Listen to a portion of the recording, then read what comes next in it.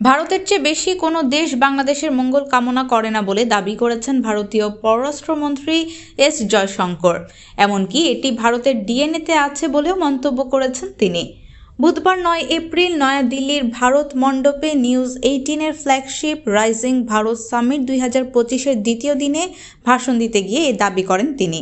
ভারতের পররাষ্ট্রমন্ত্রী এস জয়শঙ্কর বাংলাদেশের সাম্প্রতিক ঘটনাবলী নিয়ে উদ্বেগ প্রকাশ করেছেন এবং জোর দিয়ে বলেছেন, নয়াদিল্লি তার প্রতিবেশীর জন্য মঙ্গল কামনা করে। তার মতে, ভারত ও বাংলাদেশের মধ্যে কয়েক দশকের পুরনো এই সম্পর্ক জনমুখী। ভারতের চেয়ে অন্য কোনো দেশ বাংলাদেশের জন্য এতটা মঙ্গল চায় না। সম্প্রতি থাইল্যান্ডের ষষ্ঠ বিমস্টেক শীর্ষ সম্মেলনের ফাঁকে বাংলাদেশের অন্তর্বর্তী সরকারের প্রধান উপদেষ্টা ডক্টর মোহাম্মদ ইউনূসের সঙ্গে ভারতীয় প্রধানমন্ত্রী নরেন্দ্র মোদী সাক্ষাৎ করেন। এর কয়েকদিন পরেই এই মন্তব্য করলেন ভারতের পররাষ্ট্রমন্ত্রী। এছাড়া বাংলাদেশে শীঘ্রই অবাধ ও সুষ্ঠু নির্বাচন অনুষ্ঠিত হবে বলেও আশা প্রকাশ করেছেন তিনি।